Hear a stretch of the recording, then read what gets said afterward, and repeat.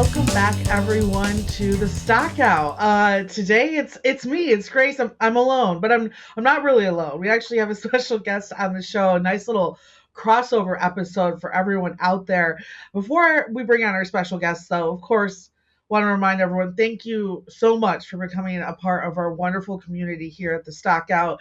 Me and Mike appreciate it so much. And of course, if you're looking to get more insight into everyday CPG, retail, all those good things, all that news, make sure that you head to freightwaves.com, click on our newsletters at the top of the page, and make sure you join the Stockout today. And you can check out not only this episode later on today, but you can check out all old episodes of the show anywhere you listen to podcasts, or you can head over to our FreightWaves YouTube page.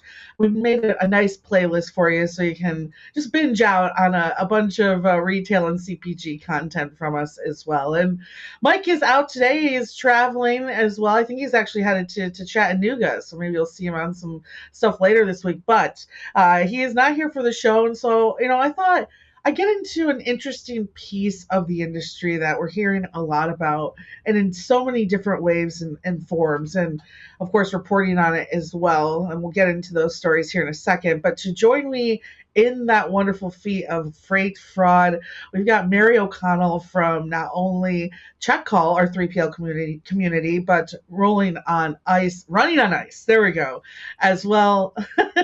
Mary, thank you for joining me. Excited to have you on. Nice little crossover episode again. I mean, Grace, I love a good crossover. And, maybe we rebrand running on ice to rolling on ice. Sounds good. Yeah, I guess if like for some reason you're going downhill and the truck breaks down, then we're rolling on ice. We're not running, and at that point. So, no, happy to have you on. Make sure, of course, as you join our Stockout community, head to that same link, the newsletters link, and make sure you join Mary's as well. Now, Mary, we've been diving into all types of freight fraud recently, and this is not just something that is affecting truck drivers out there and in the brokerage community. We'll get into that soon.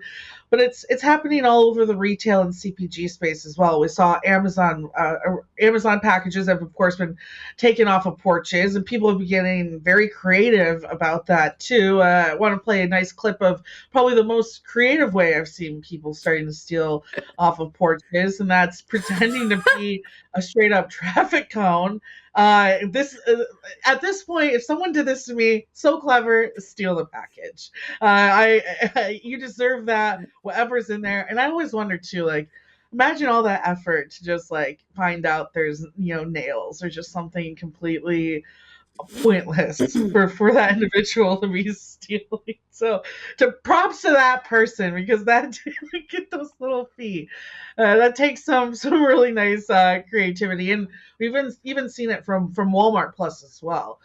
They came out recently that you're not going to be able to use their self scanners because you guys have been stealing too much from them recently. So we're now going to have to pay what, $7.99 in order to scan ourselves, and that's to slow down a little bit of the stealing from stores too. And now, as of a couple weeks ago, and something that's ongoing, and we're going to continue to report on too, something that I'm sure has affected Mary's community as well, as we saw over the 4th of July weekend, a huge freight broker fraud scandal. If you didn't catch the article from Clarissa Hawes, some quick details. Big player in this was Agility Express out of Illinois. There's a total of what looks like about 36 loads, totaling close to $5 million in value. So nothing small. 24 different carriers are part of it. It's kind of like I want to say a little Ocean's 11, like Robin Hood-esque type of fraud. These carriers all felt like they were owed certain back charges from the brokers that they had worked with. So they thought, well, let's steal the freight, hold it hostage, and hopefully we'll get something in return. Gutsy, maybe as gutsy as the guy in the traffic cone. And we're diving, it's again, still ongoing investigation. I know we've talked to authorities high up as well in the government who are trying to help figure out this situation in particular. And it is frustrating for those out there. If you've ever been a part of any type of load hostage situation, there's no one really to call per se. I mean, you can call local police, you could call local FBI groups that are managing freight fraud in the area. But a lot of times this is looked as civil, and if anything, we all know we want to get that stuff off the back of those trailers and to our shippers as fast as possible. So a lot of times we do get stuck paying those ransom as well. Mary, I thoughts on from your perspective, of course, this being straight out of the community that you run. What were your thoughts when you first heard about this? I mean, I'm not entirely surprised that it happened. And at first I was like, okay, okay, because it's not uncommon for a broker to kind of withhold a type of payment if they're disputing accessorials or something like that. But it doesn't usually result in like a ransom situation. Yeah. It usually just results in like two billing departments fighting for 6 months because, over like, it's like they spend more time than they would have saved by just paying it fighting over one invoice for 6 months. But hey, it's the principle of 100%. the matter. I've been that person. It's fine.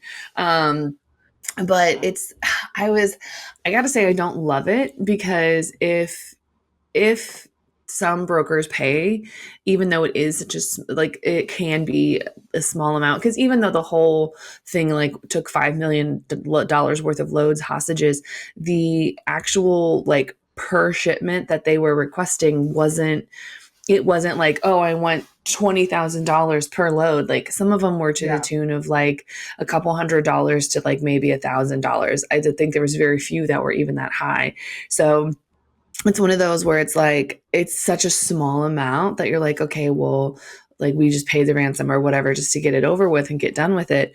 But also like then that kind of sets the precedent, and so okay, it worked at this point. At what price point is it that you can get to that will say, okay, yeah, like it's small enough that we'll pay it. And then also, like you don't want other people to start doing it because that's not what you want for the industry. But this is why I will forever say you need to keep incredibly detailed records, have paper trails of everything, have clear back office visibility of to like, we have paid you for this much on this load and this much on this load. Because the one thing that does suck is that most of the time everything comes over in big batch payments. So you can't always tell what payment is applied for what load.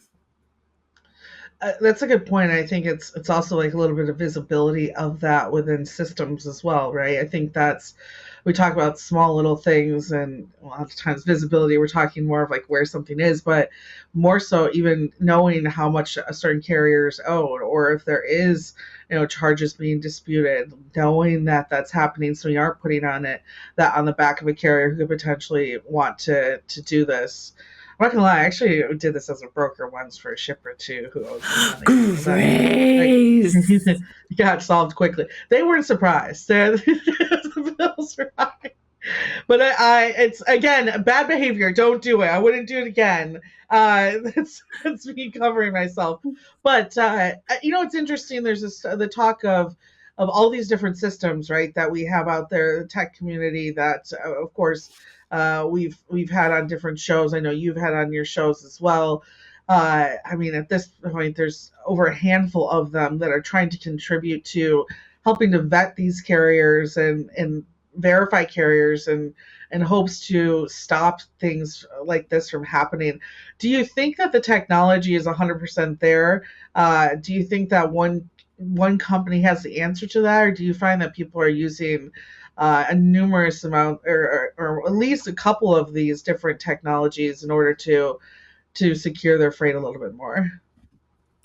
I think that all of the kind of carrier vetting and all of that, all the softwares are an amazing step. We are taking a step in the correct direction. The hardest thing that comes out of it is that enforcement part of it. Or, okay, well, I found someone that's a bad actor. What do I do now? Okay, well, if I report them to the FMCSA, their MC number gets stripped, but nothing stops them from turning around and either filing for a new one or buying one off of someone else, which don't do. If you find that, please report that to the FMCSA. But I think that all of them are an amazing first step, and I don't think any one system has that perfect solution. I think they all have a good part of the solution, but also I'm glad that not one company has the perfect solution, because by having multiple different backgrounds and multiple different companies looking at different things, it makes it that much harder for those bad actors and those nefarious people to go to just be able to pull off a successful heist, if you will. It makes it that Yeah. much harder, that much more difficult for them to successfully pull off an operation like this and to commit freight fraud. So I think that while there are a lot of amazing solutions out there that have integrated with TMSs and all of that, I think there's so much, there's still that room for improvement. And I would like to see it. I would like to see it even from the carrier perspective, where they can say, hey, this broker legitimately does people dirty versus just the classic, he didn't pay me $200 for this load or whatever, because those complaints are a mile long. Those are infinite. Those Yeah. will always be there. But I would like to actually be able to hold the brokerages that are shorting carriers and are not necessarily committing fraud, but not acting in good faith. I would like to be able to have a system where we can report those and as an industry know that, okay, these people need to improve. Yeah.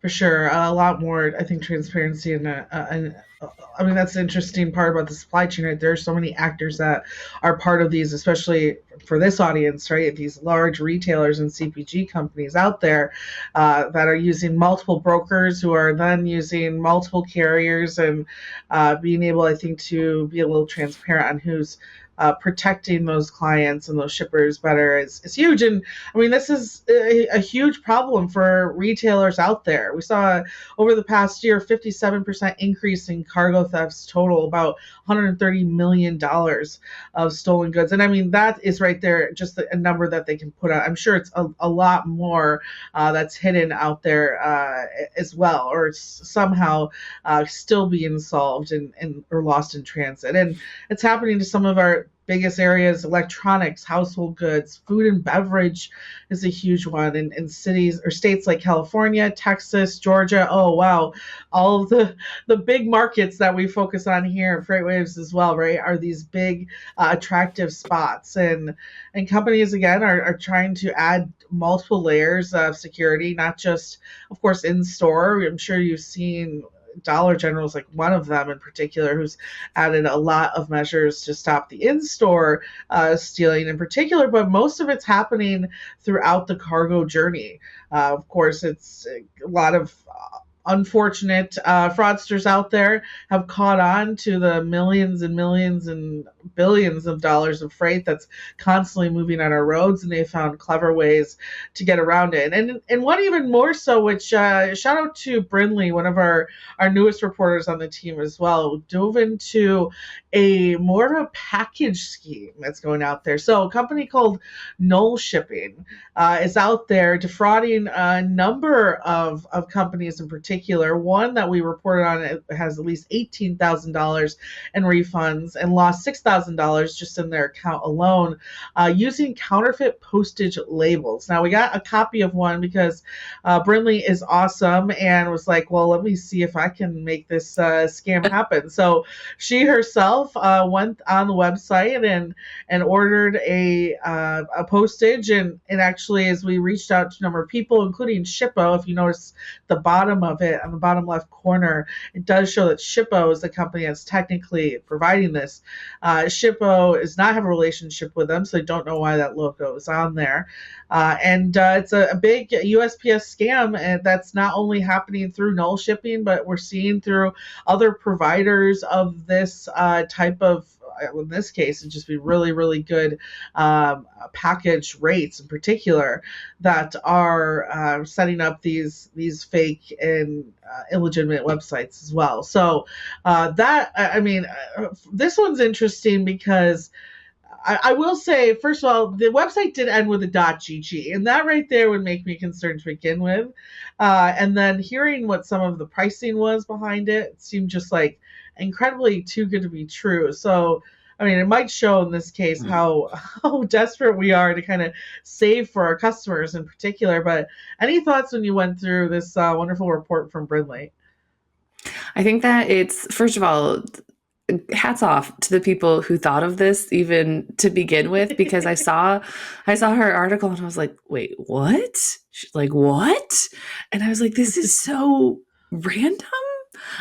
So hats off to those people for doing it. But yeah, parcel is parcel is one of those things that it's expensive, yes, and it's the same way that LTL is confusing and weird compared to regular truckload. Parcel is confusing and weird compared to regular truckload, and as someone who does not understand parcel, I just assume that whatever I put in is correct. And if I was putting in information for one of my customers and I saw a crazy low or a crazy amazing price, I would be like, oh, I think I put something in wrong. Because the thing is, parcel stays very similar no matter like where it is. From what I do understand about parcel is that you do have generally like your set pricing agreement, and you have there like it should be around the same price every time you put it in, kind of like with an LTL shipment.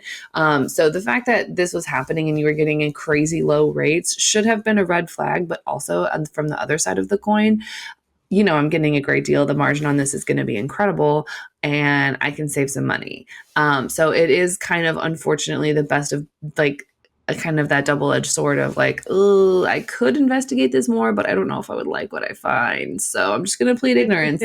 But I definitely think that it's definitely one of the weirdest fraud schemes I've heard lately. Yeah. Yeah. And I think that's the problem we're running into. It's getting quite weird out here. It's the Stranger Things of freight fraud at this point. It's people are. I mean, they're just really getting clever. And again, I think it's showcasing a little bit more of the vulnerabilities within our supply chain. With so many people being involved in decision making, with the amount of, I mean, for some of the shippers that we talk about on this show, where we're talking about millions of goods moving around the country, and being able to control that as well. But also an area, talk about things are getting weird. I mean, first off, we just had Prime Week this past week, so I'm sure you're all getting stuff sent over. Hopefully, the man in the cone, the traffic cone, hasn't stolen any of the packages off your porch quite yet. But return fraud is actually becoming a problem too. Now, I have seen this on different social media sites, especially for Amazon. They found that a lot of times Amazon will just weigh the return packages. So people have been returning just like bags of sand for products, or maybe shoes of the same sort, but ones that are worn out. So kind of swap out the old pair that they have. And then on top of it, just the intense pressure on the return logistics facilitators as well. I mean, 56% of consumers say they are buying items and with a high chance of returning them, right? Instead of going in store and trying on a couple sizes, you'll go in, you'll purchase maybe a medium and a large, and whichever one fits, you'll keep, and the other one you'll return. But also, of course, after holidays too, you had another 25% of consumers that end up sending things back. I'm sure with something like Prime Day, we're going to see some numbers just like that as well. So how do you go through all of those to make sure those packages are correct, but also do it in a timely manner so that people are getting their refunds back at the same time? And I think that's leading to some of these areas where people are returning either false items or bags of sand in this particular situation as well. And that's dealing, of course, with more fraud in different ways. And then how are you, of course, tracking any of that? Do you have some type of system? Or are you just, again, hoping that your consumer is sending you back the item in good faith and still good quality as well when it comes back? So it's a type of fraud, but one that's getting more sophisticated too. For you, Mary, return processes, how have they been for you, especially for companies like Amazon? Because I just find that they will take whatever, and I haven't scammed Amazon yet. I want to say that to Amazon, I haven't, but I have been surprised how quickly sometimes my money has been returned.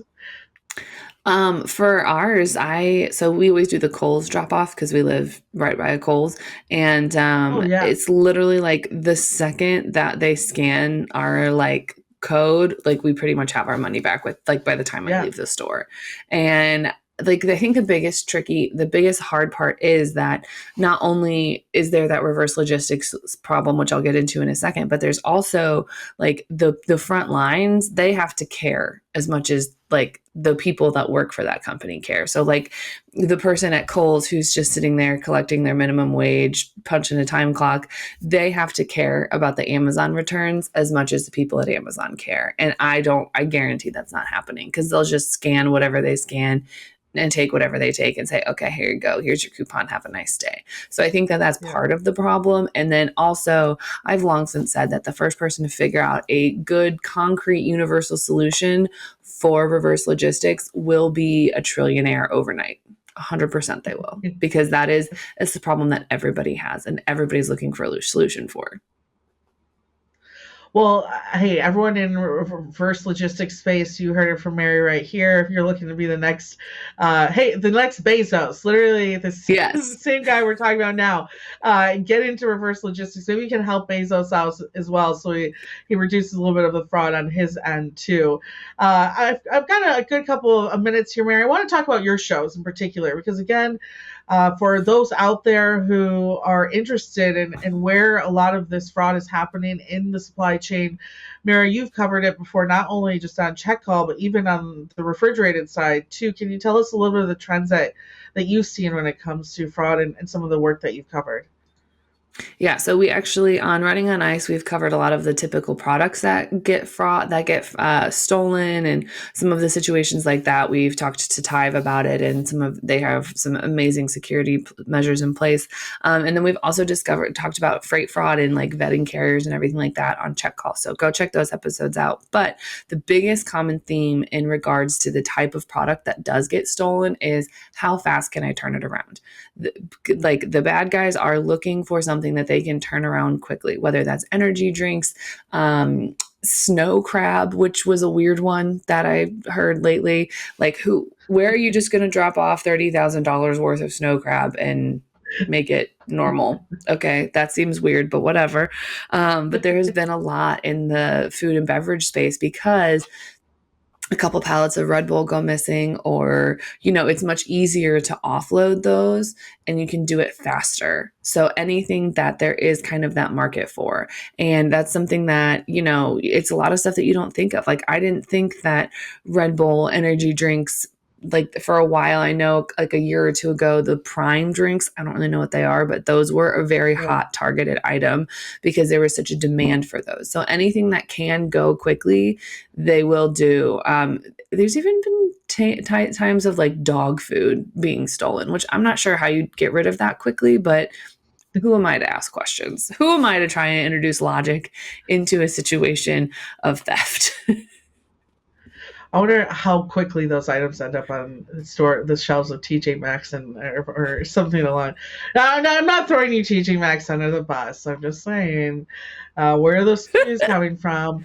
No, and it's also, I think, important too for those out there moving a lot of these goods. Like, really, it's not even just about the carriers, right? That you do want to watch, but consider the value of the shipments. Like, I think a lot of times too, that what's actually moving on those trucks gets, you might not get that information from the shipper directly, or they might not share that often, but let them know, hey, we got some big fraud going on in the industry. If you could make sure that you're sending over exactly what these are valued at, so not only are they covered correctly by insurance, but that we can make sure we're using a top tier carrier or someone who moves this type of freight and has the security to move it, that will be helpful as well. So I think there's a number of ways that we can get a little bit better at not just how we're vetting the carriers, but how we're communicating, I think, these problems to these large companies and working together to make sure that, of course, we're not having too many issues as well. Mary, I want to thank you. Of course, like she said,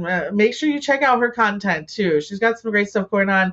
Head over to our YouTube page. Not only have we made playlists for the Stockout, but you can also see, of course, playlists for Running on Ice and Check Call, and of course, all of our wonderful shows here on the channel too. But we also put a lot of time into our newsletters for our communities too, so that you can stay up to date. And a lot of times we put stories in there that might not even be in FreightWaves, so it's more of like this exclusive community content that you can get. Mary likes to get into the meme game too, so if you're a big memester, well, you're going to like some of her content as well. So head over to freightwaves.com, click on newsletters at the top of the page, and make sure you join all those. I'll be back next week with good old Mike. likely get into the Amazon numbers that are coming out from Prime Day, and we also got uh, a number of earnings calls that we got to review too in the transportation space as well. So until then, everyone, make sure you're keeping your freight safe. Watch out for traffic cone port pirates. They're out there. They'll get you. And stay safe. And I'll talk with you all next Monday.